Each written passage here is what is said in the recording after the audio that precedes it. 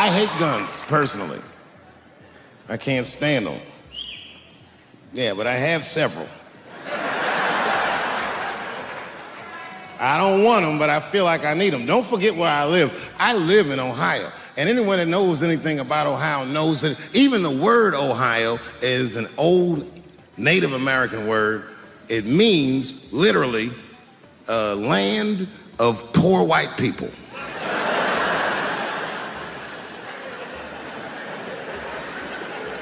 And I don't know what's going on down here, but in my experience, poor white people love, and I mean they fucking love, heroin. They can't seem to get enough of it. I didn't even know what I was looking at first. I was just driving like, why are all these white people so sleepy out here? These things.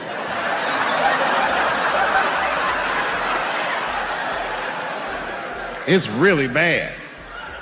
As a matter of fact, I was coming out of a nightclub the other night in Dayton, and I had parked my car in the alley, and no one was out there. I didn't have no bodyguards or nothing. I was home. I figured everything was fine. And as soon as I opened my car door, all by myself, suddenly, one of these heroin-addicted whites just pops out of a trash can. It scared the shit out of me. I screamed, "Ah!"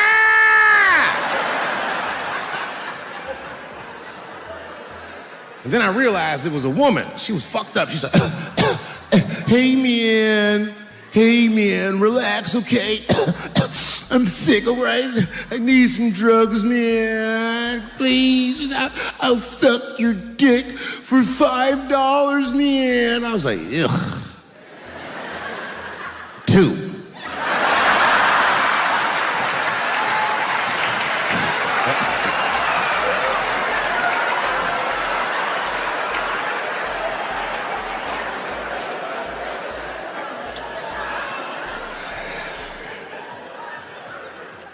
Obviously, I'm joking. This opioid crisis is a crisis. I see it every day. It's as bad as they say. It's ruining lives. It's destroying families. Sadly, you know what it reminds me of, seeing it? It reminds me of us. These white folks look exactly like us during the crack epidemic. You know, it's really crazy to see. And all this shit they talk about on the news about how divided the nation is, I don't believe it. I feel like nowadays we're getting a real good look at each other. It's wild because I even have insight into how the white community must have felt watching the black community go through the scourge of crack. Because I don't care either. Hang in there, whites. Just say no. What's so hard about that?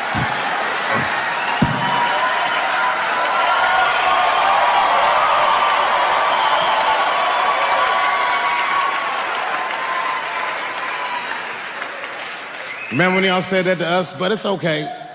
There's no grudges. Now you finally got it right. Once it started happening to your kids, you realize it's a health crisis. These people are sick. They are not criminals. They are sick.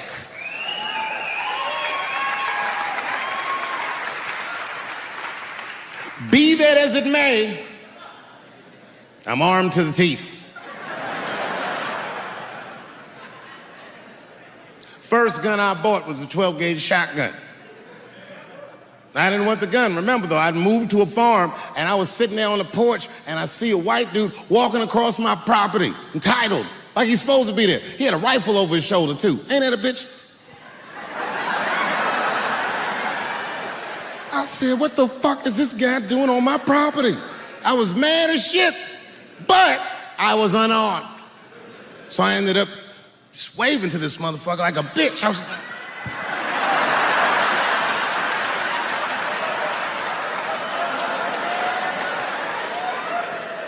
And as soon as he got far enough away, I ran to my car and sped to Kmart. This is in a rural white area. And remember, I was nervous because a guy was on my property, I'm black, and I was sweaty. You know what I mean? And I ran to the gun counter, black and sweaty, sweating and black, and I looked up at the nigga, I was like, I look like a slave or something. I said, I need a gun immediately, like that. Just like that. The guy didn't answer, no questions. He just grabbed a 12 gauge shotgun, handed it to me. I'd never even held a gun before. I'm not a dummy. I'm like, well, I need some bullets too. And the guy reached under the counter, put 2 box shells on the counter. He said, all right, buddy, which box do you want? And I didn't know. One box had pictures of some ducks on it. The other box had a picture of some deer. I said, well, what's that box with them ducks? He said, oh, that there's birdshot. And then he goes just like this, I'm not exaggerating, he goes, that won't kill a man.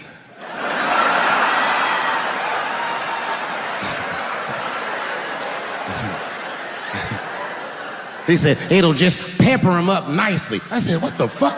Pepper? You know what it means to pepper a motherfucker up? It means that when the shell explodes, hot BBs will shoot out of the barrel of the gun, not killing a motherfucker, but penetrating their skin and shallow flesh. Boy, that's gotta hurt. Hot BBs? Ha ha! Remember when Dick Cheney shot a motherfucker in the face and he lived? That was birdshot. I said, well, what's that box with the deer on it? He goes, oh, that there's buckshot. That'll put a hole in the goddamn truck if you wanted to. But I didn't know that if you're defending your home with a shotgun, the formula dictates that you're supposed to buy both boxes. This was not a formula that I was familiar with. It goes like this. The 6 shots in a 12 gauge shotgun, so when you load the gun, you load it like this. First shot, bird shot. Next shot, buckshot. Bird shot, and then after that, gun's Jamaican. Buckshot, buckshot, buckshot.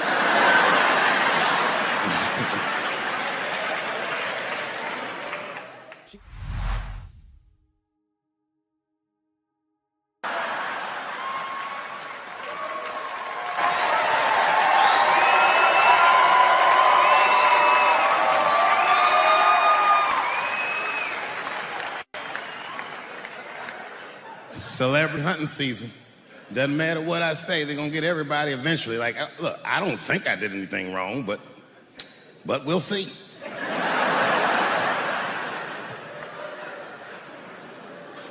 They even got poor Kevin Hart. Can you imagine such a thing? Kevin Hart, let me tell you something. It was Kevin Hart's dream to host the Oscars. That's what he told me. And I remember when he told me, because I was thinking to myself, well, that's an awfully strange dream for an African American. Kind of nigga dreams of hosting the Oscars. Kevin did, that's who. And he did it. Against all the odds, Kevin became the most famous comedian this world has ever seen, and he got the job that only one black man before him had. He was going to host the 80th Oscars. And I don't know what you know about Kevin, but I know Kevin Hart is damn near perfect. As close to perfect as anybody I've ever seen. In fact, 4 tweets shy of being perfect. 10 years ago, Kevin had made some very homophobic comments. And I'm not going to repeat what he said, because this is Atlanta.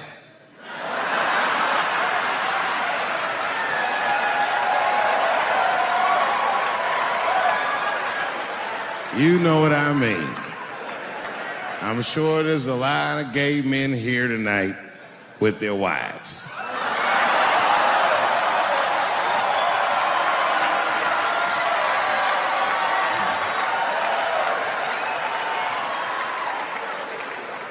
Far be it from me to offend anybody.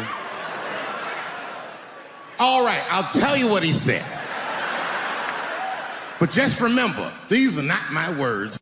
These were Kevin's words. And it was a long time ago. And I'm paraphrasing because I'm not good at telling other people's jokes. Okay, Kevin said that if his little son was demonstrating or exhibiting homosexual behavior around the house, that he'd chastise him. He'd say, hey, that's gay. And then he said he would smash a dollhouse. Ooh, the gay community was furious. And I don't blame them. I got a lot of gay friends. And all of them, 100% of them, all have told me fucking horror stories about the shit they had to go through just to be themselves. Crazy, crazy stories. And in all those stories, I gotta say, not one of them has ever mentioned anything like their father smashing a fucking dollhouse over their head. Because clearly Kevin was joking. Think about it. You would have to buy this nigga a dollhouse to break it over his head in the first place. Does that sound right? Is anybody gonna do that? The gay community was upset, and then they put so much pressure on the Academy of Motion Pictures and Sciences that they went to Kevin and said, if you don't apologize to that community, then you cannot host these Oscars. And then Kevin said, fuck it, I quit.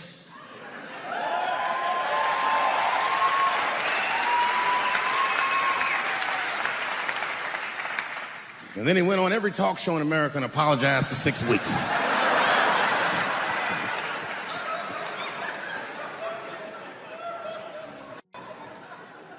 Kevin fucked up, because I've made the same mistake early in my career. This is many years ago, 15 years ago. It's when I was doing Chappelle's show. There's a, thank you.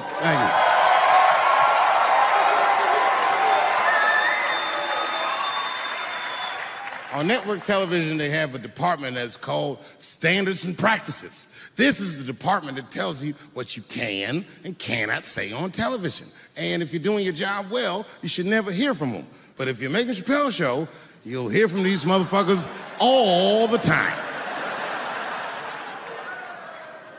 And remember, this is 15 years ago. I made a mistake. I didn't even know I had done anything wrong. I had written a sketch that had the word faggot in it.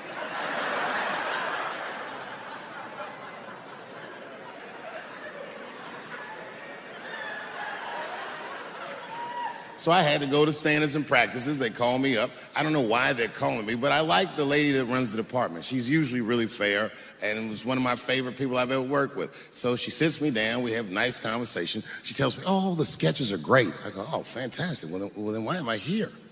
She said, because, David, there's no way that you can ever say the word faggot. I didn't know I did anything wrong. I didn't try to defend myself. I said, all right, fuck it, I'll take it out. Have a good afternoon. And as I was leaving, it occurred to me, hey, Renee, quick question.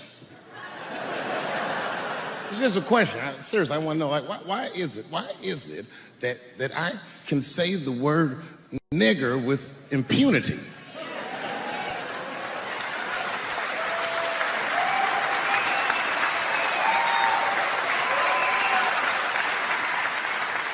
But I can't say the word faggot. And she said, because, David, you are not gay. I said, well, Renee, I'm not a nigger either.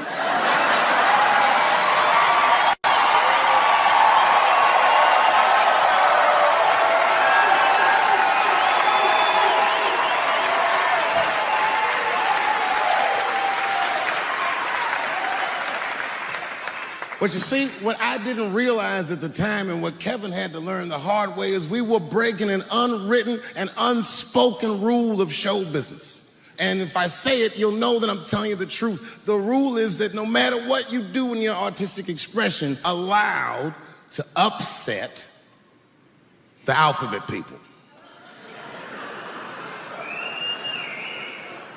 You know who I mean. Those people that took 20% of the alphabet for themselves. I'd say the letters, but I don't want to conjure their anger. It's too late now. I'm talking about them L's and them B's and them G's and the T's. People be surprised. I have friends, all kinds of letters. Everybody loves me and I love everybody. I got friends who are L's, I got friends who are B's, and I got friends who are G's. But the T's hate my fucking guts.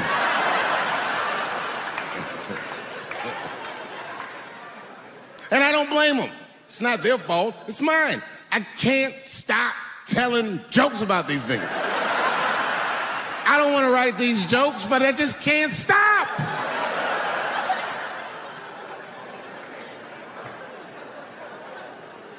You know, you hear all those letters together all the time, LBGT, LBGT, and you think it's just one big movement. It's not.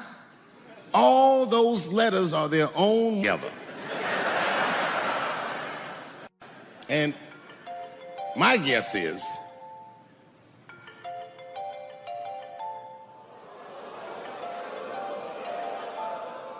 what is this, high school? This nigga probably got a babysitter or something. Go on and answer your phone, nigga. Just get that shit out of here. I'm in the middle of something important.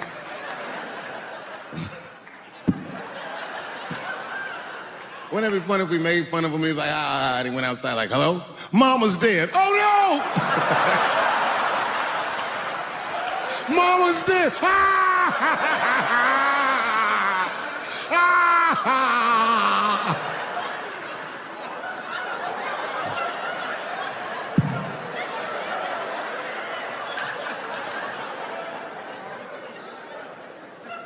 That was a weird time phone call, wasn't it? It's like his phone is gay.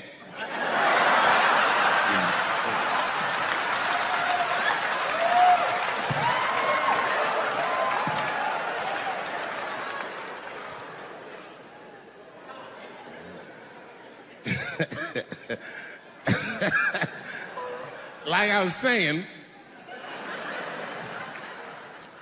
my guess is car. That makes sense to me, because there's white men in the G's. And these people are trying to get around discrimination and oppression. And you know how white dudes are. We know these roads. In fact, we built these roads. The rest of you buckle up. We'll get you to where you want to go. So the G's are just driving the car. Of course, next to the G's in the passenger seat is the L's. Everybody likes the L's, except for the G's. I don't know what that's about. I just know the G's don't like them that much. And the G's always say like little subliminal digs on them. It's unnecessary shit. It's not mean, but you know what I mean? They just be like, I wouldn't wear that. The only thing that breaks the tension between the L's and the G's are the B's in the back seat. That's right, there you go. Everybody scream out when you hear your letter.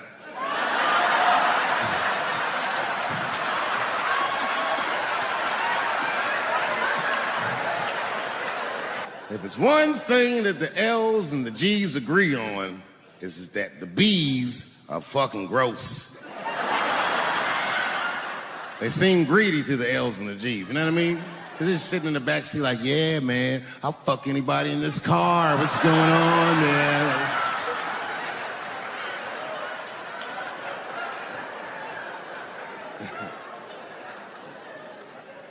And sitting next to the B's, all the way in the back seat by themselves, looking out the window. That's the T's. Everybody in the car respects the T's, but everyone also resents the T's. It's not the T's' fault, but everyone in the car just feels like the T's are making the trip take longer.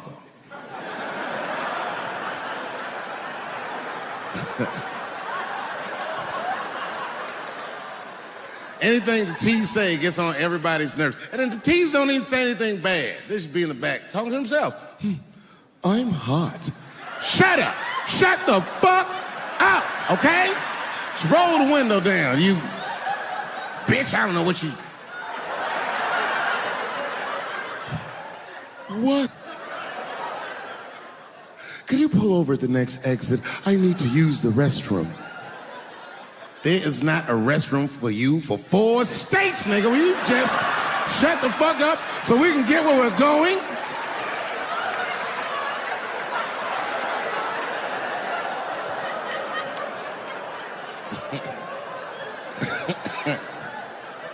And just when that car can't get any more tense, the Q's are a hitchhiker that they pick up on the road. Some white dude in booty shorts is walking down the freeway.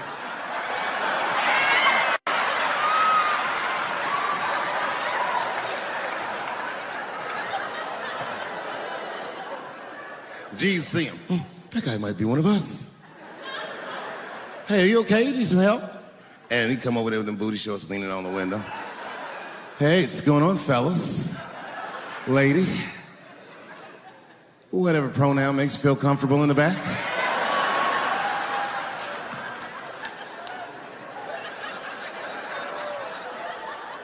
Yeah. I don't really know where I'm going. I don't know if I'm gay or I'm straight or whatever. All I know for sure is that get in this car.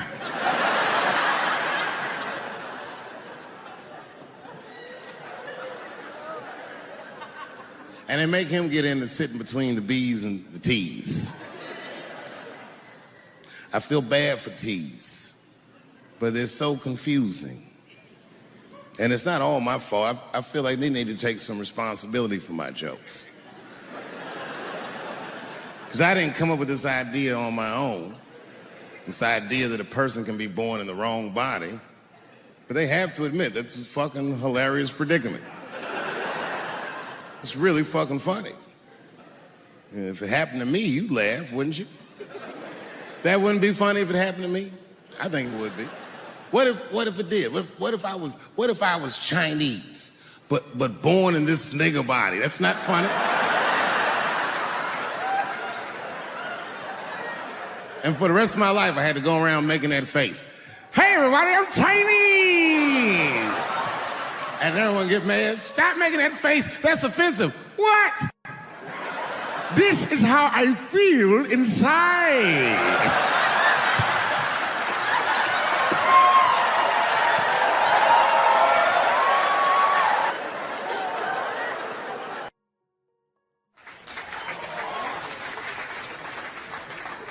All right, here's the story. I started doing stand-up comedy when I was 14. I'll never forget the first time I was on stage. The guy that introduced me was a guy named J.T. Newton. I'm 47. I can close my eyes and remember the introduction like it was yesterday. It went like this. Ladies and gentlemen, this next young man coming to the stage is starting his comedy career tonight. Who knows? We may be witnessing the birth of a star. Please welcome Dave Chappelle.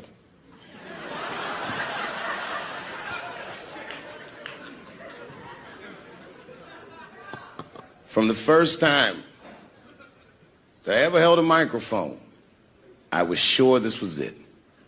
I knew I was home. I knew I had found my thing. And my God, man, I was a child. I got good. Matter of fact, I was good from the moment I started. And I'm not saying this to be a braggart. I'm telling you the truth. These old niggas was in awe of me. How is this little boy so poised? They used to say. I was. I mean, you know, I got better, but it started out good.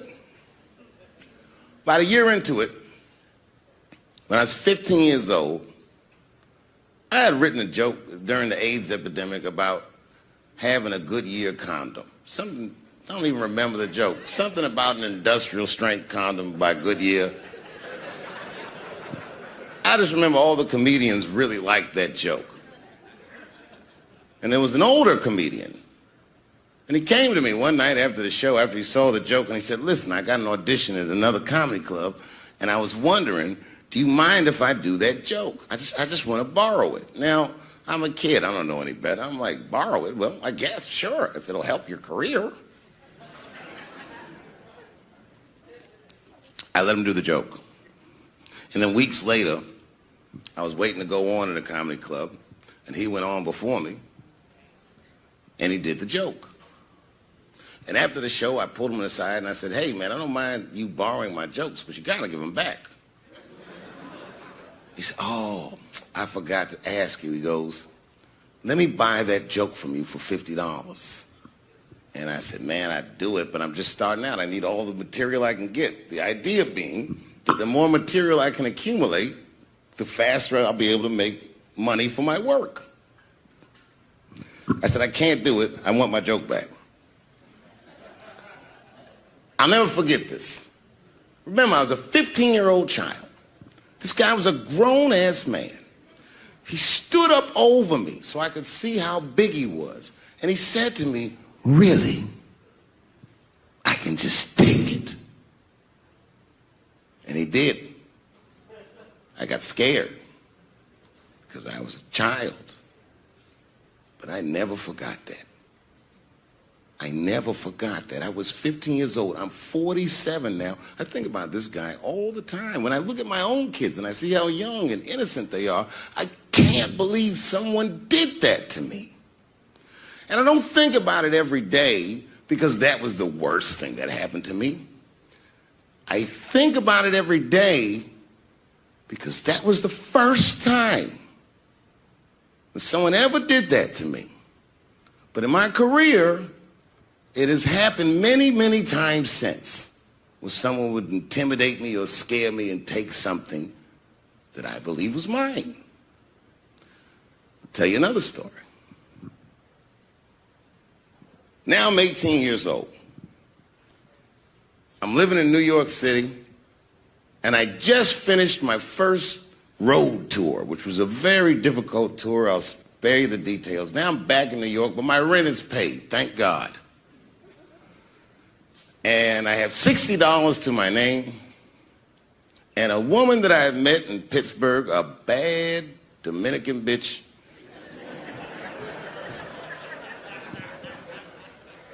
was coming to New York. She was going to spend the weekend with me.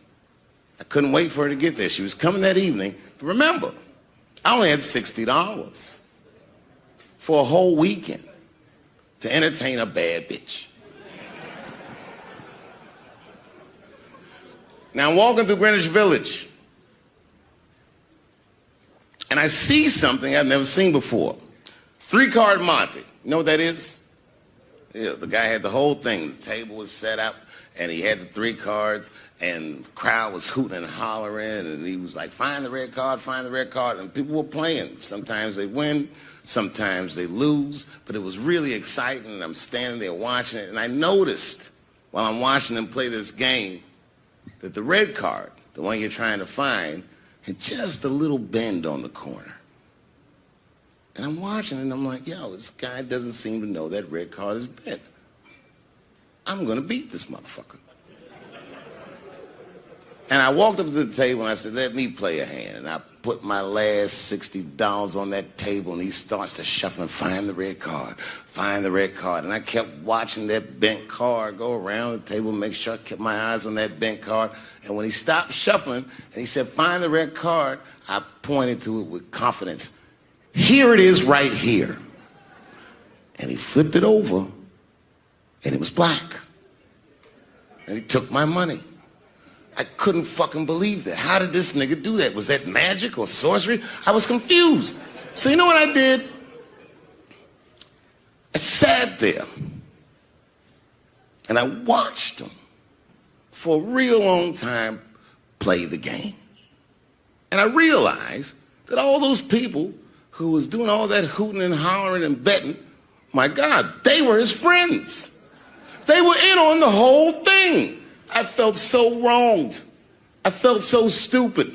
And then the next sucker came up to the table and was about to put his money down. And I said, fuck that, man. Don't put your money there. All these niggas is in on it. It's a trick. And when I said that, the guy that was dealing, and this motherfucker was huge, snatched me up by my collar. Feel how strong he was when he grabbed me. I was a skinny little guy. And he was going to maul me. The only reason he didn't, I'm sure, is because he saw the fear in my face. And that fear, he looked at me. I saw his eyes go from hard to soft. He softened. Then he looked at me like the way a father would look at a child. And he said to me, young man, don't ever come between a man and his meal. I never forgot that either. Most niggas would have to run the streets for years to learn a lesson that profound. It took me 2 seconds. Never get between somebody and their paper. Taking a man's livelihood away from him is akin to killing him. Do you know why Prince, the famous rock star that was a friend of mine, do you know why he called himself the artist when he came back? He calls himself the artist because that's what they call us in our contracts. Oh, these contracts are crazy. You should hear the terminology they say in these contracts. To use your name and likeness in perpetuity throughout the universe. Who the fuck could possibly know what that means? Nobody does. It's so complicated, in fact, that when you're a kid like me, you have to hire somebody to tell you what that means. And you sit down at a table and you do the contract game. And that's how I got with Comedy Central. I signed the contract. But I signed the contract the way that a 28-year-old expectant father that was broke signs a contract. I was desperate. I needed a way out. And it wasn't good money and it wasn't good circumstances. But what else am I going to do, I said. And all these white people sitting at that table told me, trust us, Dave, it's a good contract. And I looked around the table and they all seemed to agree it was a good contract. But what if it was like that game of three-card Monte? What if they were all friends and I didn't know it? And the bag of money was Iceberg's money in the first place. What was I talking about? What was I trying to tell you? Last week, 2 weeks ago, whenever it was, I call Lauren Michaels and I tell him, okay, I'll do it. I'll do Saturday Night Live on election night. And the day I made that phone call, the day I committed to it, it gets announced that Netflix is streaming Chappelle's show. Not just Netflix. HBO Max is streaming it too. Let me tell you another story about HBO. No, hear me out. Did you know, before Chappelle's show was at Comedy Central, I pitched that show to HBO. I told them what I wanted to do. Now, these are executives. All they have to do is say, yeah, we'll take it, or no, thank you, we won't. But they didn't say either of those things. They went too far. They said, literally, what do we need you for? That's what they told me, as they kicked me out of the office. What do we need you for? And here we are, all these years later, and they're streaming the very show that I was pitching to them. So I'm asking them, what do you need me for?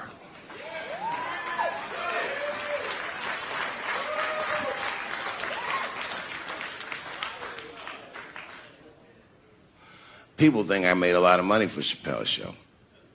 When I left that show, I never got paid.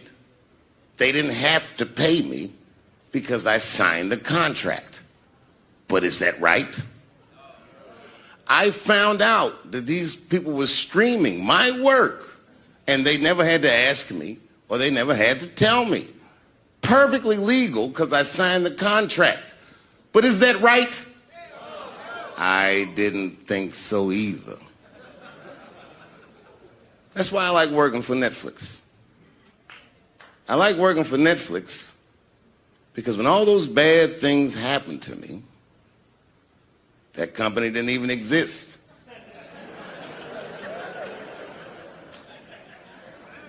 And when I found out they were streaming Chappelle's show, I was furious.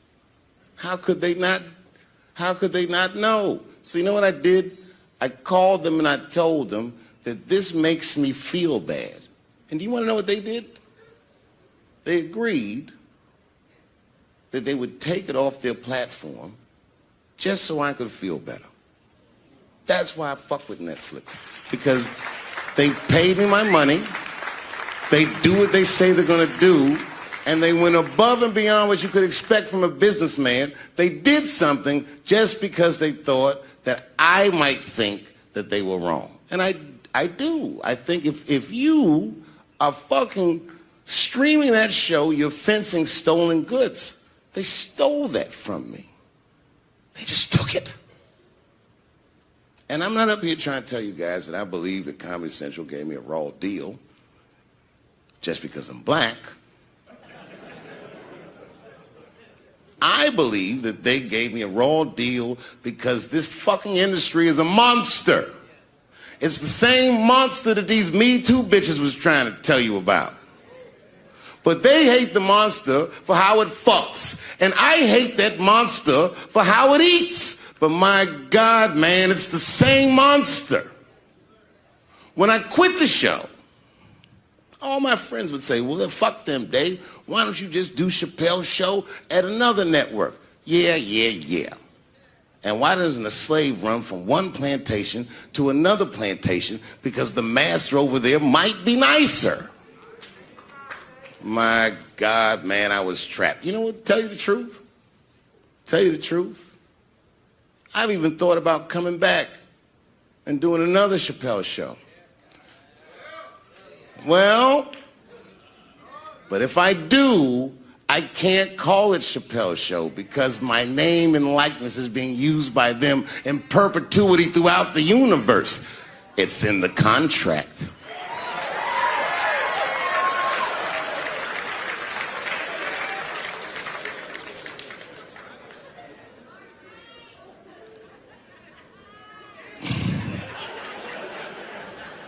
You're not supposed to do this in my business. I'm up here doing something that nobody else in this business has the balls to do. I'm telling you something that you need to know. I'm trying to explain to you what you're seeing. You don't understand what you're seeing. I am publicly flogging a network. And I know that this network niggas, they watching me and they saying, why are you doing this so publicly? Doesn't feel good to be flogged publicly. Oh, believe me, I know. I know exactly how that feels. When I quit my show, they said I was crazy. What was crazy about it? I just didn't want to do it anymore. They said I smoked crack. That's impossible. I was a devout Muslim. I didn't smoke or drink. But I do now, bitch, because you ruined my fucking life. Now it's their turn. This is their first nigga lesson, and I'm honored to give it to them. They're gonna pay me for this show. I called my agent. I said, is there anything I can do about this show? And he said, no. Well, fuck you too then. If you want something done right, I guess you gotta do it yourself. So I'm not going to the agents. I'm coming to my real boss. I'm coming to you. I'm begging you. If you ever liked me, if you ever think there was anything worthwhile about me, I'm begging you, please don't watch that show. I'm not asking you to boycott any network. Boycott me. Boycott Chappelle's show. Do not watch it unless they pay me.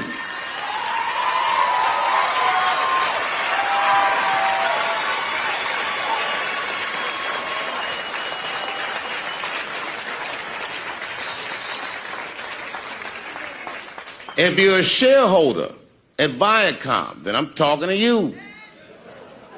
Because all that shit that they do to us, well, they do everything for their shareholders. That's what they told me. So if you're a shareholder in that company, tell them it's wrong. And if you don't believe that it's wrong, then fuck you too. You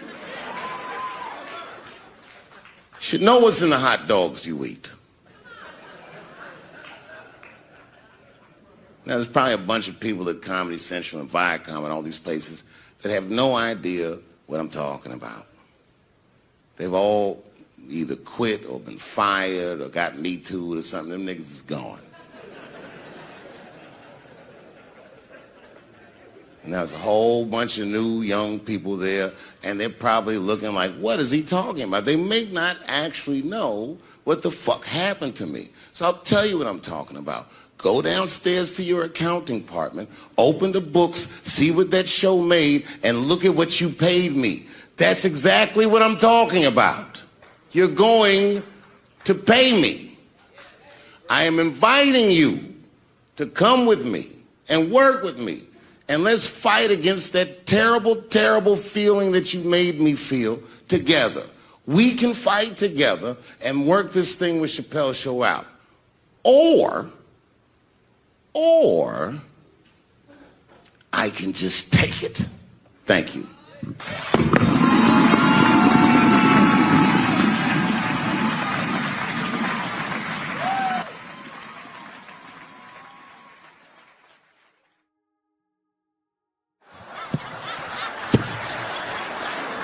It's too fucking much. I got a lot of things to talk about tonight. First of all, I've stopped smoking weed. With black people, you didn't let me finish, motherfuckers. God damn.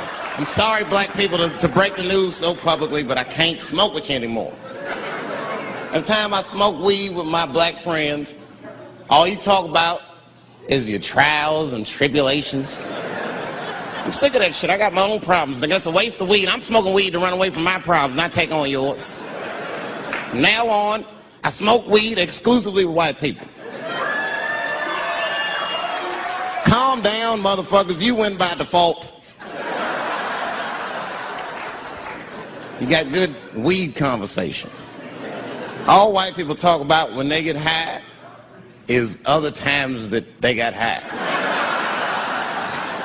I can listen to that shit all night. Dude, remember at Frank's last week? It's fucking smashed, man. And catalogs everything they drink. 2 shots of Jaeger, tequila, 4 bong hits, man, beer, cheeseburger. That shit is great. Only bad part is you cannot pass out around white people. Every time white dudes pass out around each other, they always do some borderline gay shit when the guy's asleep. Frank fell asleep, so he like stuck a carrot in his ass and put shaving cream on his balls. Like, why, motherfucker? Why would you do that to a friend of yours? He trusted you enough to sleep around you. You gonna put a carrot in his ass? Is that nice? I tell you right now, if I put a carrot in a black dude's ass, a nigga will kill you when he wakes up for some shit like that. That is an automatic death sentence on the street. It's a rap for you. I'm gonna kill that motherfucker. I thought y'all was friends, baby. What happened? I fell asleep at his house, right? We was drinking, and I fell asleep at his house, and while I was sleeping, right? I'm just gonna kill that motherfucker, all right? That's all you need to know. And fuck carrots. But everybody's getting along. I see that shit. I see it all around. Blacks and whites don't fight so much. You know who don't have no beef with anybody is Asian people. I see how y'all be doing. Y'all just lay in the cut. Only people Asian people beef with is other Asian people. Like if you call a Korean guy Chinese, I've done this. They will flip out. Hey! What make you think I'm Chinese? I am Korean. I look Chinese. Yes, motherfucker, you do look Chinese. That's why I said it. It's an accident. Nigga, to the untrained eye, you all look Chinese to me.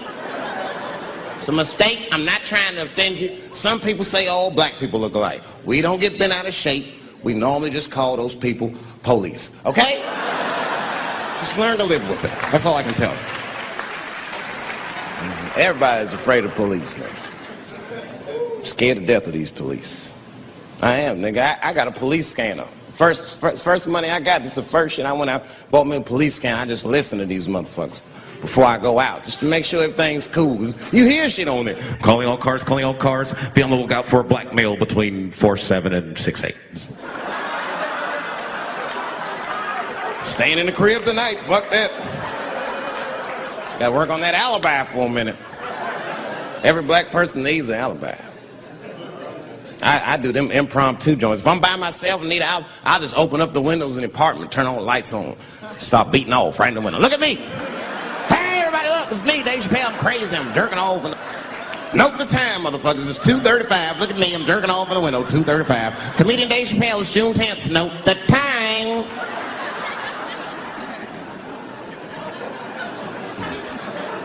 That shit could save my life.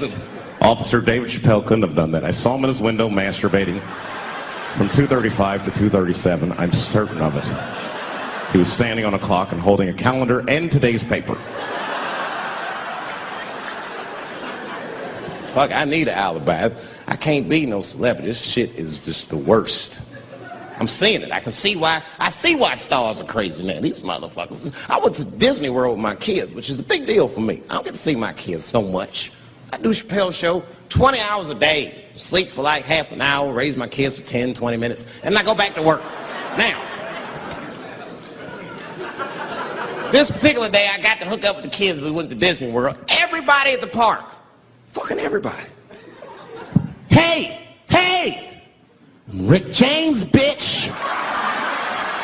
Hey, I'm Rick James, bitch! It's like, hey, man, hey. You mind not calling me a bitch in front of my kids? Time out, motherfucker. We take a day off. Even Mickey Mouse did it. I said, this is the most unprofessional shit I have ever seen in my life. Rick James, bitch! Oh, I was fed up. I caught that motherfucker with an uppercut. Pop! Knocked his head clean off. Everybody was screaming. Oh my God! Oh my God! Mickey Mouse is Mexican!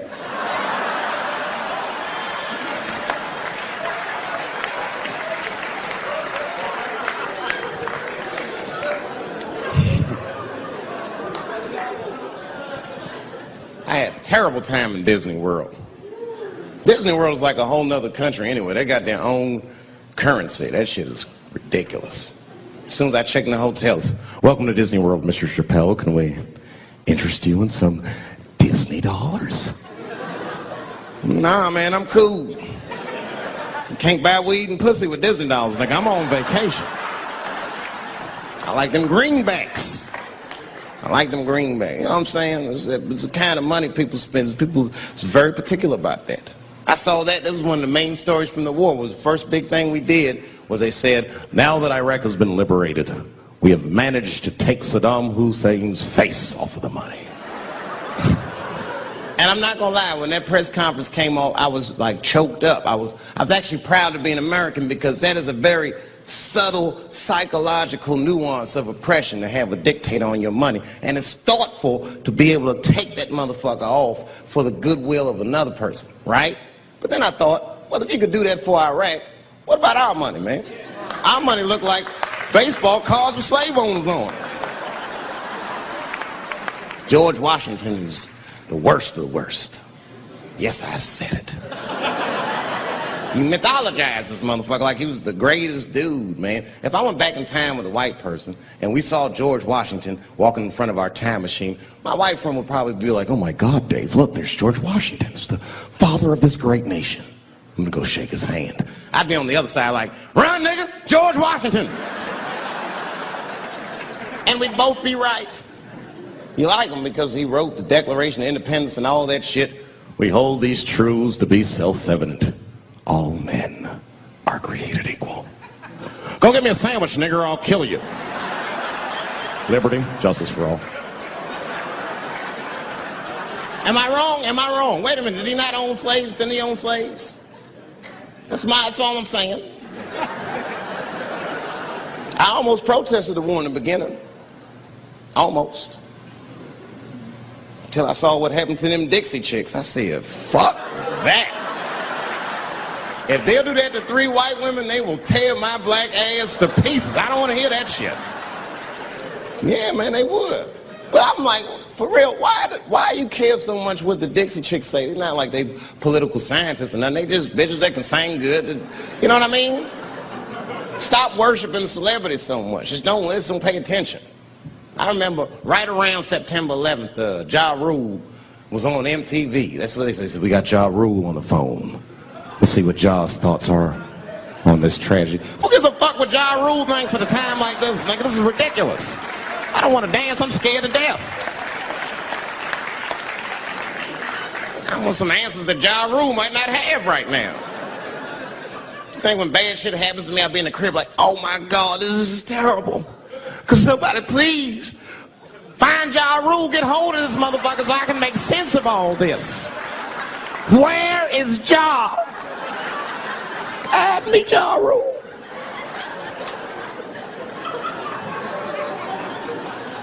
I don't even know why people listen to me.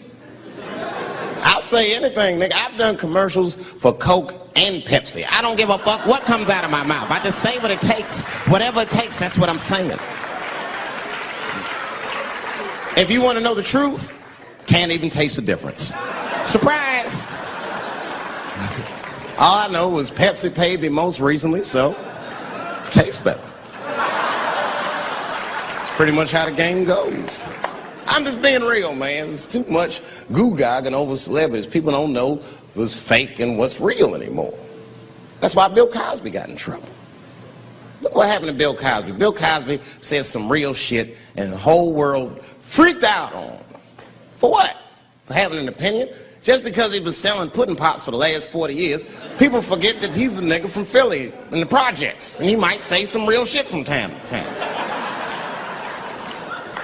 It's not that big of a deal. I spoke at my old high school, and I told them kids straight up, if you guys are serious about making it out of this ghetto, you gotta focus, you gotta stop blaming white people for your problems, and you've gotta learn how to rap or play basketball or something, nigga. You're trapped.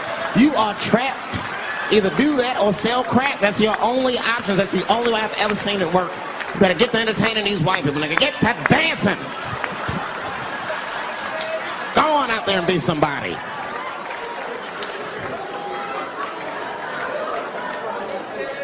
I just hope they listened.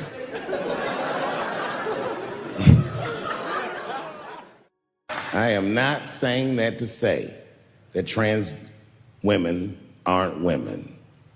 I am just saying that those pussies that they got, you know what I mean?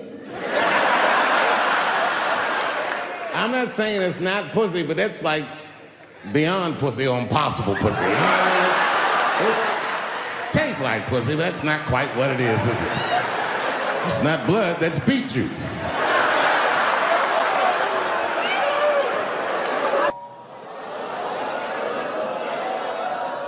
What is this, high school? This nigga probably got a babysitter or something. Go on and answer your phone, nigga. Just get that shit out of here. I'm in the middle of something important.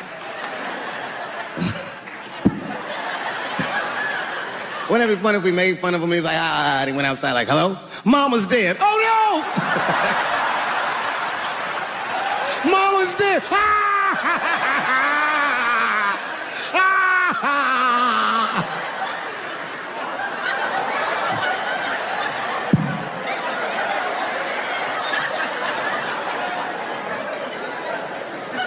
That was a weird time phone call, wasn't it?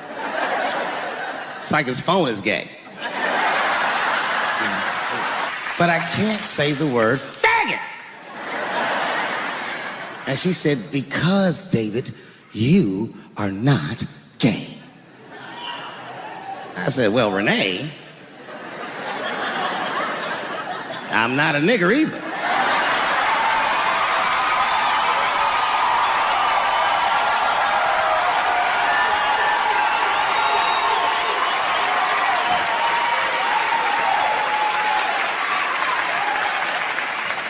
But you see, what I didn't realize at the time and what Kevin had to learn the hard way is we were breaking an unwritten and unspoken rule of show business. And if I say it, you'll know that I'm telling you the truth. The rule is that no matter what you do in your artistic expression, you are never, ever allowed to upset the alphabet people.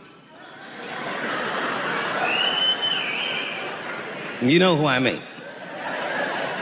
Those people that took 20% of the alphabet for themselves. I'd say the letters, but I don't want to conjure their anger. That's too late now. I'm talking about them L's and them B's and them G's and the T's. People be surprised. I have friends, all kinds of letters. Everybody loves me and I love everybody.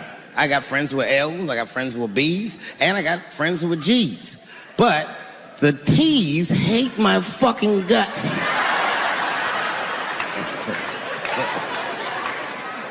And I don't blame them. It's not their fault, it's mine. I can't stop telling jokes about these niggas.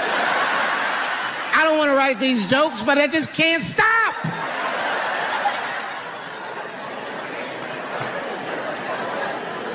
You know, you hear all those letters together all the time, LBGT, LBGT, and you think it's just one big movement. It's not. I would think to say that because they know we know the law. Every black dude in this room is a qualified paralegal and shit. He knows the law. I mean, if one of us even start to do something wrong, an old black man will pop out of nowhere. Nigga, don't do that. That's 5 to 10. Watch out. Well, we know the laws and the penalties. Guy Chip didn't even know he couldn't race. I'm not saying I don't like police. I'm not saying that. I'm saying I'm just scared of them. Nothing wrong with that. Sometimes we want to call them too. Somebody broke into my house once. It's a good time to call them, but I don't. The house is too nice. It ain't a real nice house, but they never believe I lived in it. Oh, he's still here. Oh my God.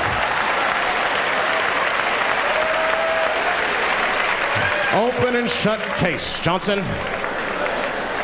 I saw this once before when I was a rookie. Apparently this nigger broke in and hung up pictures of his family everywhere. Well, let's sprinkle some crack on him and get out of here. Motherfuckers are just taking it too far. I don't know why or how everybody got this goddamn sensitive. You know who hates me the most? The transgender community. Yo, yeah, these motherfuckers. I mean, I didn't realize how bad it was. These motherfuckers, I was really mad about that last Netflix special.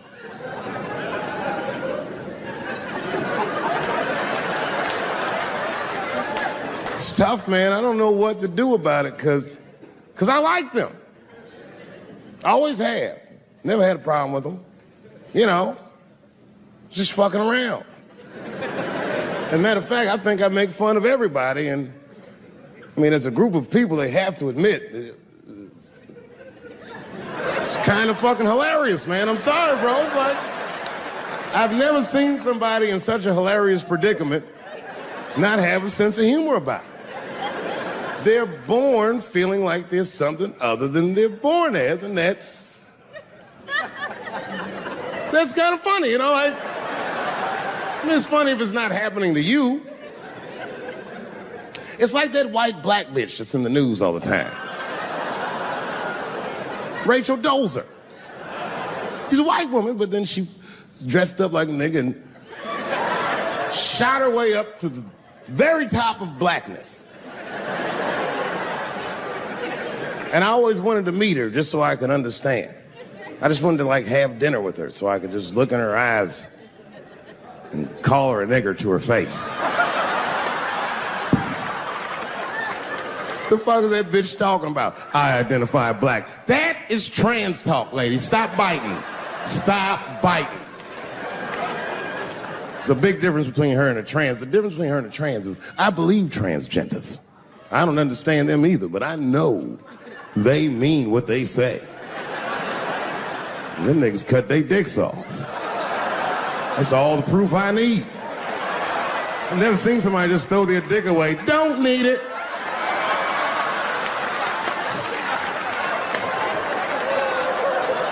I don't understand, but I believe you and I support your decision, motherfucker. But how far is Rachel willing to go? What is Rachel willing to do so that we blacks can believe that she believes she's actually one of us? Bitch, are you willing to put a lien on your house? Invest in a mixtape that probably won't work out?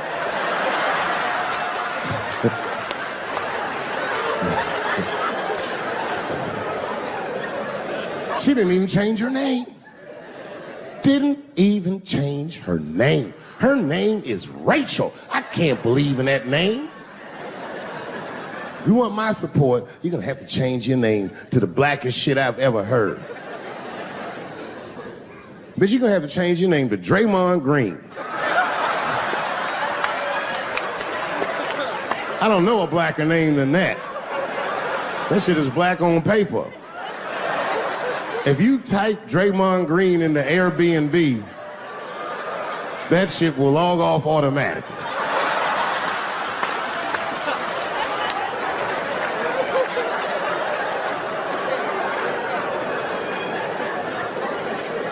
You know, people get mad, bro. People get mad about everything I say. I was doing a show. I was in Portland, Oregon. And I was checked in a hotel under the name Charles Edward Cheese.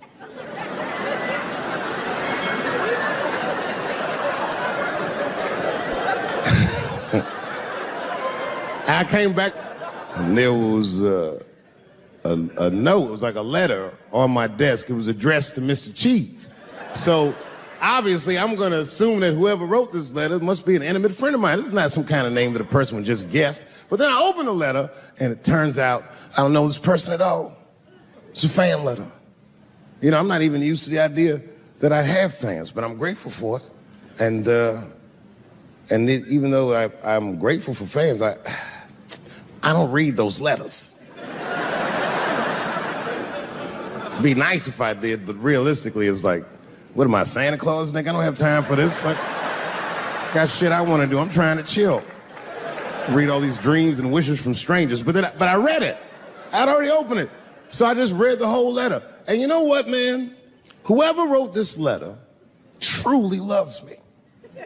I mean, they were really fucking nice in the letter. And then they described to me what it was like to come to the show, how excited they were, how much fun they were having. And then they said that when I got to my jokes about transgenders, that they were, quote, devastated. Because it turns out that whoever wrote the letter was transgender. Now, I'm going to be real for a second. You got to understand, I never feel bad about anything I say up here.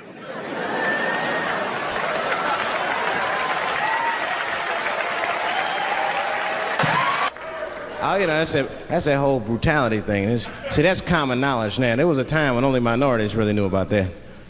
I'm not going to say white people didn't believe us, but you were a little skeptical. You were a little skeptical. I mean, I don't blame you. And then Newsweek printed it, he knew it was the truth. And then the Newsweek white people were like, oh my God. Honey, did you see this?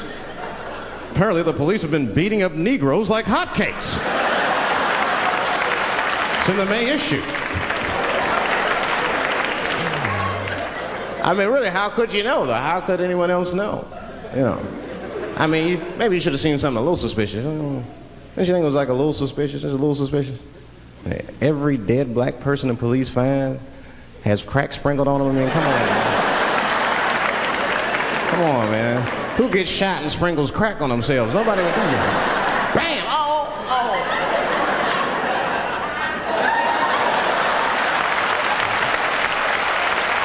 I don't want to leave no mysteries.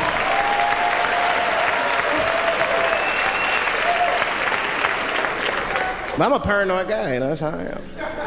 I'll be scared to call 911 for anything, even if it's like a fire or anything. Because they tape those phone calls. I see the shows, they tape them, and then they play them on television. That's fucked up. Now, I'll say anything if I'm scared. That shit is private, you know what I mean? What if I get killed? They start playing that 911 tape on the news, I'm dead, I can't explain myself to my buddies and shit. We watching the news. We have Reg Chapman on the scene. Reg, what's going on out there? It always takes a guy on the scene a minute. Hi, Bob. Hi, yes. We just got hold of a copy of Dave Chappelle's Frantic. 911 emergency call. Remember, viewers, some of this language is disturbing.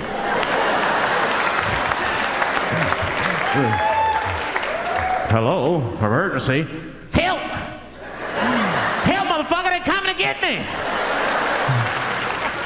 Just calm down, sir. Where are you? Oh, I shit on myself. I can't stop crying. They play that shit 30, 40 times a day.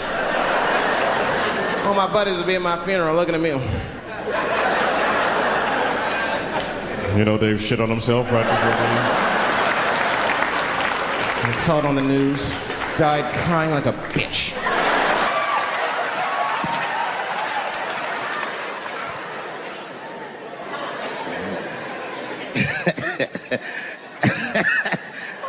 Like I was saying, my guess is the G's are driving that car. That makes sense to me, because there's white men in the G's. And these people are trying to get around discrimination and oppression. And you know how white dudes are. We know these roads. In fact, we built these roads.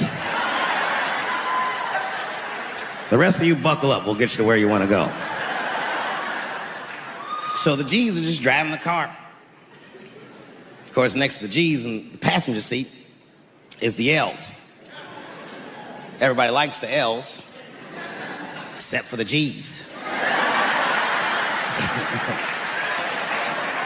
I don't know what that's about. I just know the G's don't like them that much.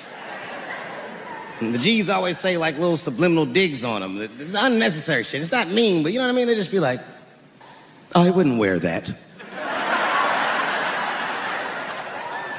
The only thing that breaks the tension between the L's and the G's are the B's in the back seat. That's right, there you go. Everybody scream out when you hear your letter.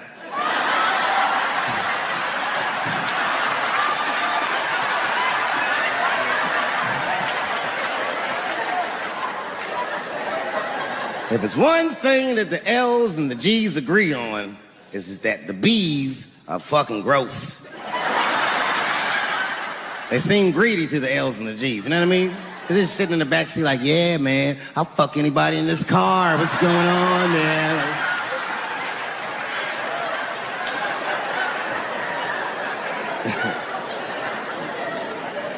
And sitting next to the B's, all the way in the backseat by themselves, looking out the window.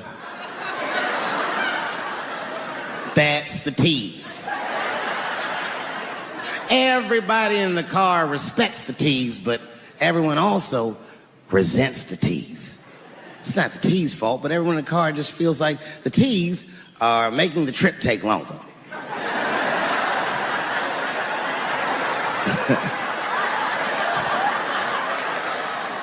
Anything the T's say gets on everybody's nerves. And then the T's don't even say anything bad. They just be in the back talking to themselves. I'm hot. Shut up. Shut the fuck up, okay? Just roll the window down, you bitch. I don't know what you... What? Just said I was hot. Can you pull over at the next exit? I need to use the restroom. There is not a restroom for you for 4 states, nigga. Will you just shut the fuck up so we can get where we're going?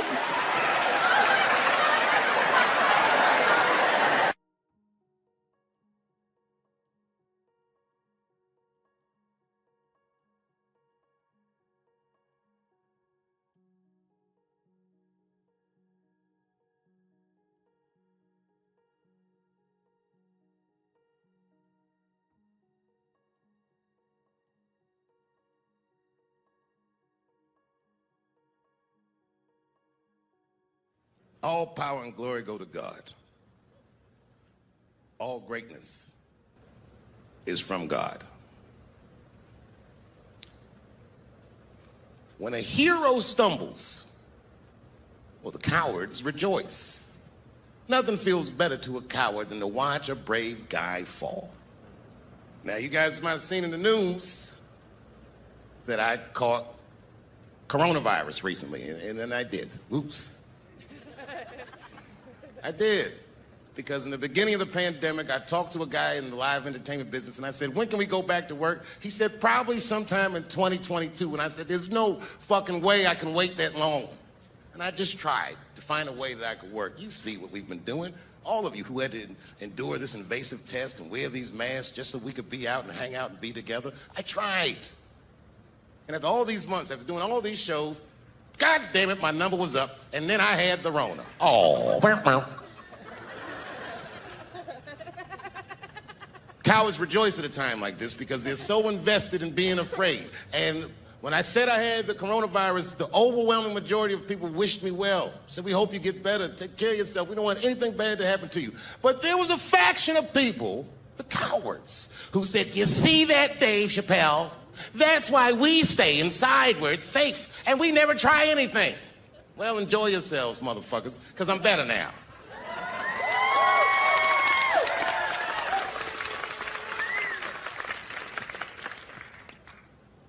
Years ago, a man named Edward Snowden came to notoriety. Do you remember him? Edward Snowden was a whistleblower. How people feel about him is a split decision. Is he good or is he bad? Was he right or was he wrong? I don't know.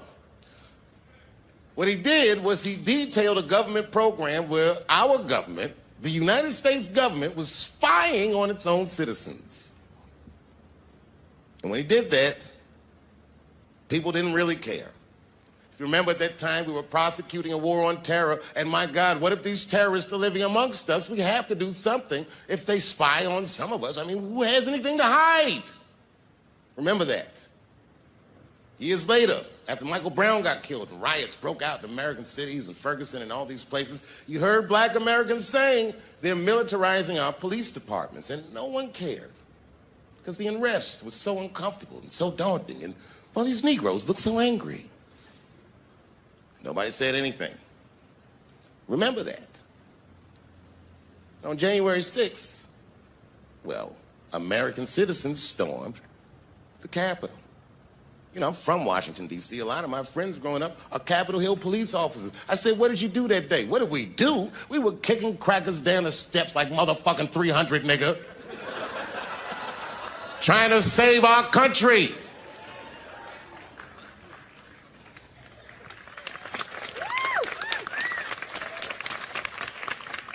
Watch the tapes. Watch that crowd that told Colin Kaepernick he can't kneel during a football game, try to beat a police officer to death with an American flag. Look at that shit. Take that nigga lesson. Take this nigga lesson. What was Edward Snowden talking about? Who is the terrorist now that they're looking for? It's you, not me. Not my black Muslim ass, it's you. Who are they militarizing the police for? They didn't call the National Guard on my black ass. It's you. That's what white people did. They felt what black people have been feeling for 400 years. For 30 minutes, stormed the Capitol and rubbed their shit on the walls. They carried a fucking Confederate flag through the rotunda. The Confederate Army didn't even do that. Motherfuckers, you went very far. It was a simple question. Do you have a country or not? And you said no. My God, man, we're in quite the pickle, aren't we? If you could solve a black American's problems, this country would have no problems. You're so busy talking about pronouns and this, that, and the other, but this is a very basic wrong. They kidnapped us. They brought us here. They treated us like shit. And all the time that they did that, they were afraid that we would do what you would do in the same situation. But did we storm the halls of the Capitol and rub our shit on the walls? Well, of course not. If that would have worked, we would have tried it. I know how to solve my problems. You need to know how to solve your problems. You need to know where your power lies. You are Americans, so your power lies in each other.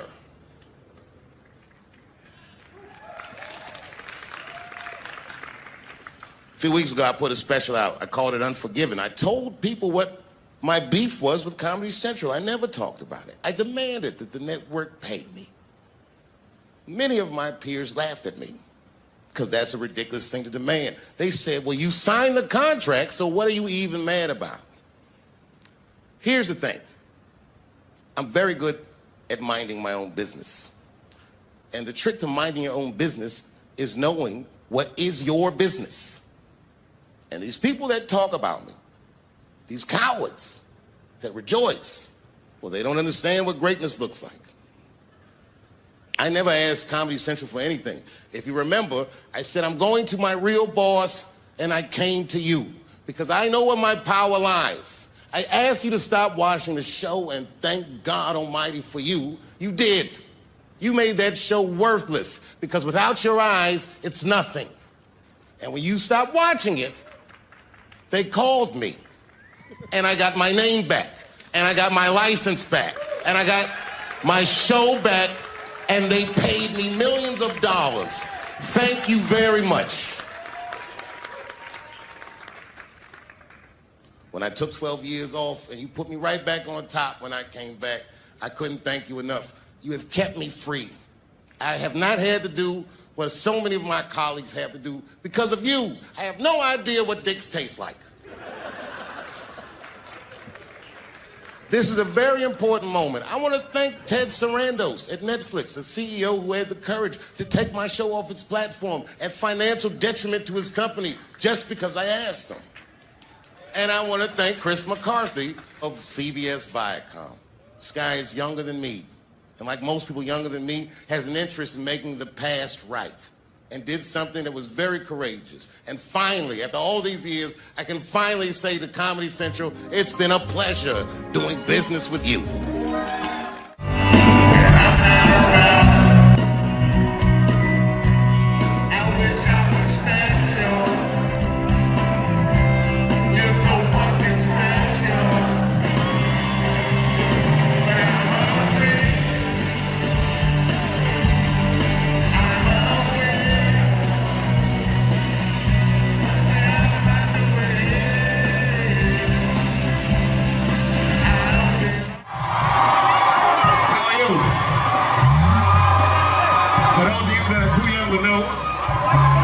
Dave Chappelle.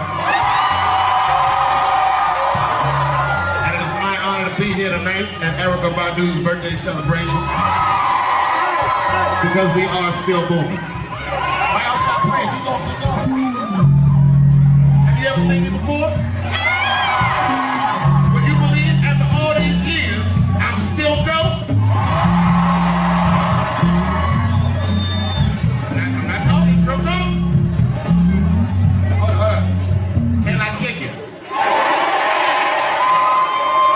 Don't stop me. The band is afraid to commit. Y'all niggas have got to commit. Can I kick it?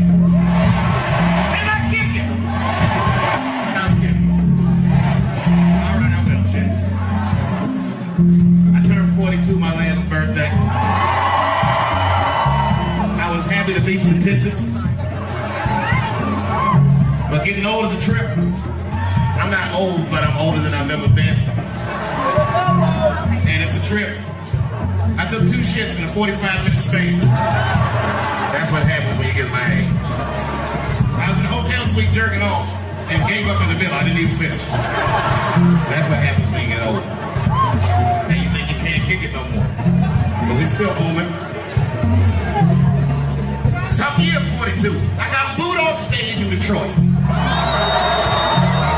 just kidding. I got booed, but I didn't leave. I stood out there and took that shit. It's a long story, but the moral of the story, RC, never smoke weed in practice. There might be something in that shit. You might have seen it on TMZ that said Dave Chappelle was on stage drunk. I said, no, I wasn't drunk. No, that's not what it was. The crowd was looking crazy. I couldn't get it together. And a lady screamed out in the back, I want my money back, Dave Chappelle. She said, fuck you. I work for GM all day to get the tickets for this goddamn show. And you suck. And the whole crowd said, yeah. And the whole crowd started chanting, we want our money back. And I said, oh no, I better pull it together fast. I said, good people of Detroit, hear me and hear me later. You will never get your fucking money. I'm like Evil Knievel. I get paid for the attempt. I didn't say it'd be perfect. I just said I'd show up if you pay me. I'd give it a shot. Anyway. We love you, Dave. I know you do, man. Nice. But tonight's not about me. No, tonight's not about me. It's about one of my favorite entertainers of all times. You know, I can honestly say, I love this person. You know, I know I love this person because when you love somebody, they make you want to be better. She brings out the best in everybody that knows her person. And she brings out the best in every crowd I see her stand in front of. So as a crowd, can we kick it? Well then, ladies and gentlemen, make some noise. Make some real noise.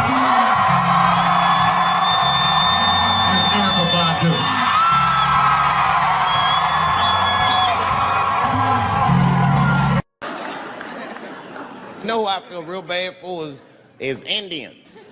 Everybody feels bad for Indians. They get dogged openly because everybody thinks they're dead. These motherfuckers are not all dead, all right? With my own eyes, I've seen a gathering of 1,500 Native Americans. They were all gathered in one place. The place is called Walmart in New Mexico. There's Indians everywhere. I'd never seen Indians before. I wasn't even sure if they were Indians. It's fucked up, but I asked one of them. It's not nice, but I seen him in the sports section looking at bows and arrows. I had to say something. Excuse me. I don't mean to be rude. Are you an Indian? And he was cool. Yes. Yes, I'm Indian. Still didn't believe him. I had to test him to be sure. This is fucked up. But I had a gum wrapper in my pocket, so I balled that shit up and I threw it on the floor. And a single tear came out his eye. I said, oh, shit. I had so many questions. So what tribe are you from? I am a Navajo. I said, word. I studied you in social studies. You're a hunter-gatherer, correct? He said, I guess so. That's what you wish to call it. I said, why? What do you call it? He said, I am an alcoholic.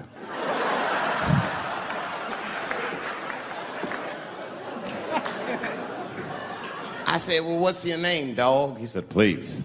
Dog is my cousin. That was a good guess. My name is Running Coyote. What is your name, friend? And that shit caught me off guard. I mean, I didn't want to say my name was Dave to a motherfucker named Running Coyote. This don't feel good enough. He just put me on the spot. I said, huh? My name, what? Oh, my name's Blackfeet. Then I changed the subject. Forget about me. What's going on with you? I want to meet your chief. Why don't me, you, and your chief and your friends get together tonight? We could have a real live peace pipe smoking ritual. We need to celebrate, nigga. I thought you were dead. And he set it up. It was beautiful. It was just like I dreamed. We was all sitting around. Them Indians was beating the drum. Some other Indians came out the back with a long blanket that was folded in half and put in front of us. Opened that shit up, and on the blanket was a long wooden pipe with feathers.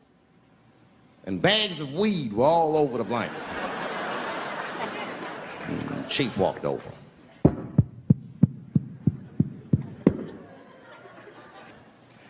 The big ones are 50. The little ones are 25. And these are 10.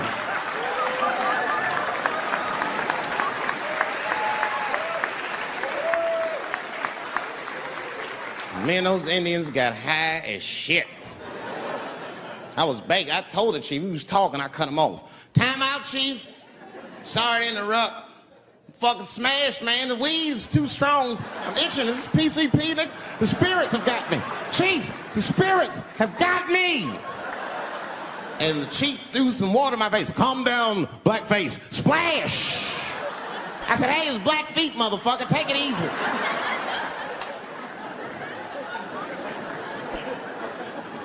Blackfeet, you're welcome to stay amongst me and my tribe for the night until the spirits leave you. And they gave me my own teepee to sleep in, which sounds nice. I personally felt like it was a little fucked up, you know, because they all had houses, man. It's like, why can't I sleep with y'all in the house and watch TV? Nigga, I can't be on this grass all night.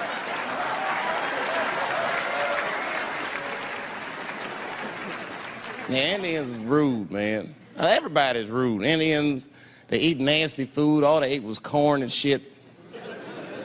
Doritos, I think they call it. That's right. People only see the surface. They see the division in our foods. Just because I eat chicken and watermelon. They think that that's something wrong with me. Let me tell you something. If you don't like chicken or watermelon, something is wrong with you, motherfucker. There's something wrong with you. Where are all these people that don't like chicken and watermelon? I'm sick of hearing about how bad it is. It's great. I'm waiting for chicken to approach me to do a commercial, nigga. I'll do it for free, chicken. It's the least I can do. They make fun of Latin people for eating, what y'all eat? Beans, rice, corn. Listen, that's not a reason to hate a motherfucker, all right? It's funny, but it's not a reason to hate. The only reason these things are even an issue is because nobody knows what white people eat. You've been very good at keeping that shit a secret amongst yourselves. I study white people. You don't know that. I'm writing a paper on you. Not even for school, nigga, just to do it, just to get, I'm just doing independent research. I'm spending my money, that's why I'm working so hard. I follow you around grocery stores. They freak out. I just try to peek in the cart. They always say, get away from my cart, nigga. What are you looking at? Chicken and giblets are over there. You must be lost. These are vegetables.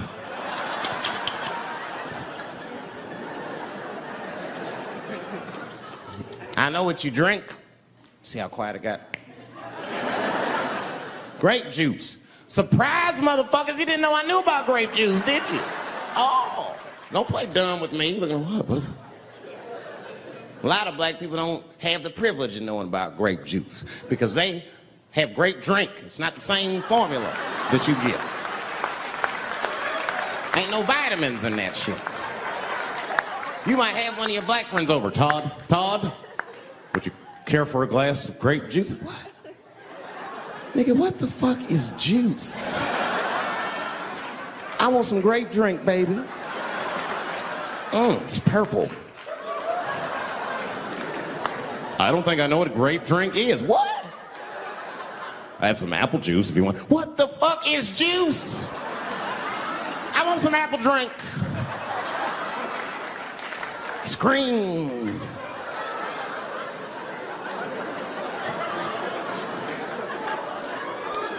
Remember that commercial for Sunny Delight when all the kids run in from outside playing? And they all run to the fridge. All right, I got some purple stuff, some Sunny D. As soon as you say Sunny D, all the kids go, yeah! Watch the black kid in the back. If you ever see that commercial again, look at that black kid. He'd be like, I want that purple stuff. That's drink, nigga. That is drink. They want drink. I want all them vitamins, nigga. I want drink. Sugar, water, purple. That's the ingredient. Sugar, water, and of course, purple. It's too fucking much. I got a lot of things to talk about tonight. First of all, I've stopped smoking weed. With black people, you didn't let me finish, motherfuckers. God damn. I'm sorry, black people, to break the news so publicly, but I can't smoke with you anymore. Every time I smoke weed with my black friends, all you talk about is your trials and tribulations. I'm sick of that shit. I got my own problems. Nigga, that's a waste of weed. I'm smoking weed to run away from my problems, not take on yours. From now on, I smoke weed exclusively with white people. Calm down, motherfuckers. You win by default. You got good weed conversation. All white people talk about when they get high is other times that they got high. I can listen to that shit all night. Dude, remember at Frank's last week? It's fucking smashed, man. And catalogs everything they drink. 2 shots of Jaeger, tequila, 4 bong hits, man, beer, cheeseburger. That shit is great. Only bad part is you cannot pass out around white people. Every time white dudes pass out around each other, they always do some borderline gay shit when the guy's asleep. Frank fell asleep, so we stuck a carrot in his ass and put shaving cream on his balls. Why, motherfucker? Why would you do that to a friend of yours? He trusted you enough to sleep around you? You gonna put a carrot in his ass? Is that nice? I tell you right now, if I put a carrot in a black dude's ass, a nigga will kill you when he wakes up for some shit like that. That is an automatic death sentence on the street. It's a rap for you. I'm gonna kill that motherfucker. I thought y'all was friends, baby. What happened? I fell asleep at his house, right? We was drinking, and I fell asleep at his house, and while I was sleeping, right? I'm just gonna kill that motherfucker, all right? That's all you need to know. And fuck carrots.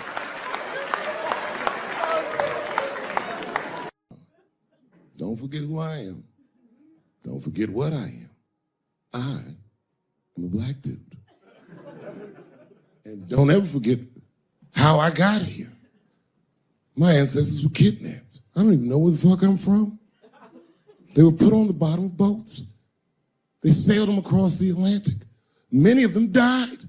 Only the strongest survived. And once they got here, they beat the humanity out of my people. They turned us into beasts of burdens. They made us do their work. And the irony is, hundreds of years later, they called us lazy. We fought in the Civil War. We damn near freed ourselves. Then in Reconstruction, black people did great. My great-grandfather was a very wealthy man.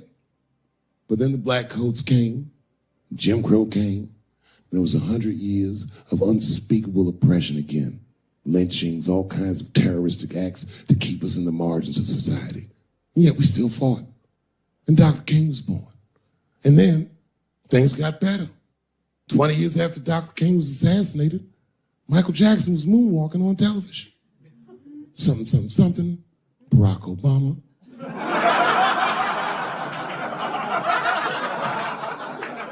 And Donald Trump, and now here we all are.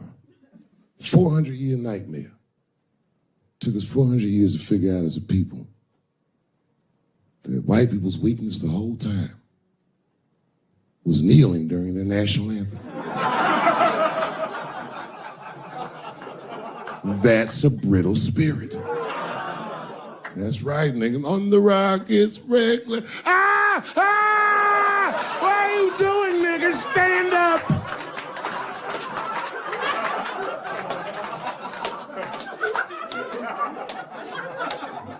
The Vice President of the United States got involved. Mike Pence got involved. He went to the game himself. These niggers will have to stand when they see me. And all them football players looked up in the stands and saw Mike Pence and said, Mike Pence, come on, y'all. Wu-Tang. Bow! Oh! Foiled. Brittle spirit. I could kill every white person in America at one time. You know how I'd do it? I would just wait for the Super Bowl. And right when they sang the national anthem, I'd have O.J. Simpson walk to the 50-yard line with them bad knees. Yo, what the hell's he doing here? Oh, I know what he's gonna do. Stop him!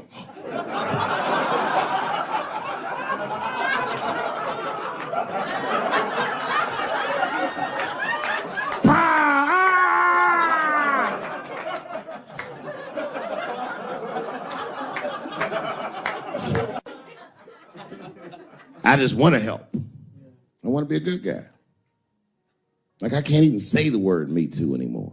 The nigga tonight was like, Dave, I'm going to the comedy club. I was like, I am also going to the comedy club.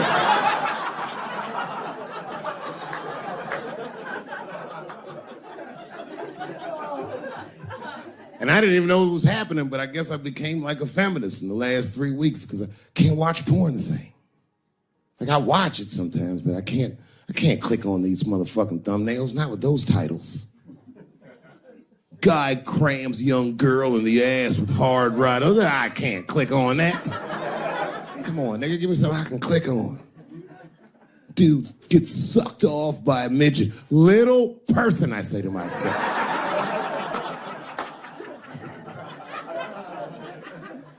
Takes me hours to find one clip. What the hell is this?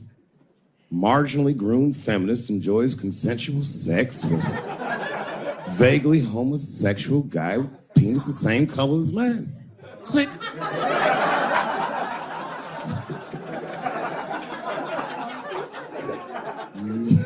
There's a lot of black dudes haven't been getting me too. I don't want to jinx myself.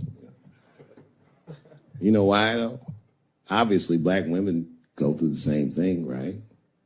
The reason is because black women from slavery won't tell on us because they know that no matter how bad we black dudes are, white dudes are very mean. They're scared to see us get punished. My wife is Asian. She'd tell on me in a goddamn second.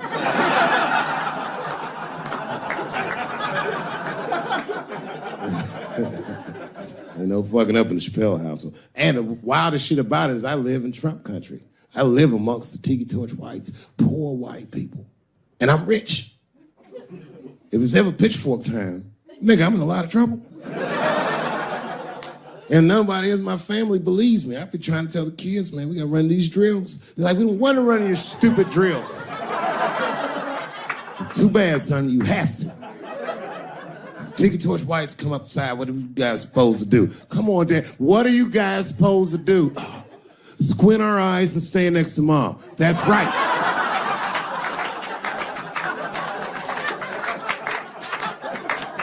Me, your gun and your groundskeeper uniform. That's right. I'll go outside and see what they want.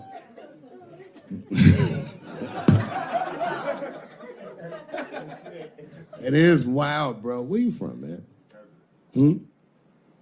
Where you from? New York. You from, what, Manhattan? Brooklyn. You are from Brooklyn, aren't you? You look like you can rob somebody with a hammer.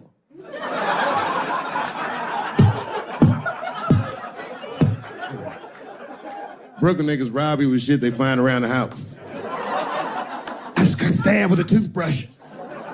This nigga must be from Brooklyn. You gotta man the fuck up, y'all. I don't mean to be disrespectful because, man, I know you're upset what I said, but you know, I know you're right. But come on, baby, it's me. I was right once. Remember that? Does anybody remember when I was like missing from show business for 12 years? Remember when I had like this really popular show and I quit? I remember I walked away from $50 million. A lot harder than walking away from Louis' freckled dick.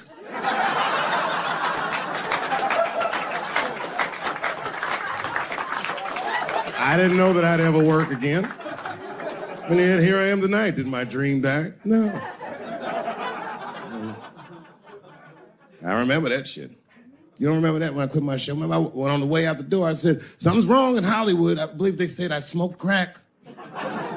That's right, I remember. Remember they called me crazy. So really, you know, you're right, ladies. Congratulations. Enjoy it. And they're coming for you, bitches. They're coming for you. There's one person that's uncomfortable. You know who's the most uncomfortable motherfucker in the room? The nigga that's right. I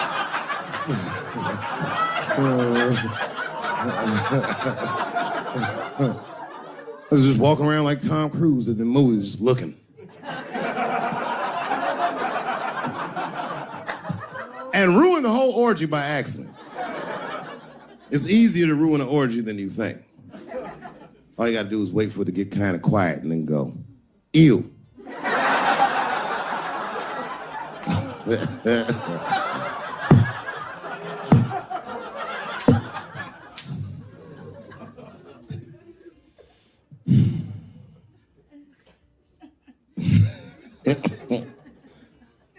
I know I feel bad. But I just feel like this is all happening for a reason. And ladies, I want you to win this fight. 10 years ago, I might have been scared, but you know, I got a daughter now, so if you win, she wins. So I'm rooting for you. And I agree with you. At least ideologically, I do. I don't know if you're doing it just right, but I mean, who am I to say? I don't think you're wrong. I just think that you can't make a lasting peace this way. You got all the bad, but the minute they're not scared anymore, It will get worse than it was before. Fear does not make lasting peace. Ask black people. And that's what it is. What this city really needs, without irony, I'll say this, the cure for LA is in South Africa. You motherfuckers need truth and reconciliation with one another. Because the end of apartheid should have been a fucking bloodbath by any metric in human history, and it wasn't. And the only reason it wasn't is because Desmond Tutu and Mandela and all these guys figured out that if a system is corrupt, then the people who adhere to the system and are incentivized by that system are not criminals. They are victims. And that the system itself must be tried. But because of how systems work is so compartmentalized as far as information, the only way we can figure out what the system is if everybody says what they did. Tell them how you participated. Because men want to help, they're just scared. Because Ben Affleck tried to help. Hey, what happened to these ladies is disgusting. Oh, nigga, you grabbed a titty in 95. All right, fellas, I'm out. Fuck that, I ain't helping.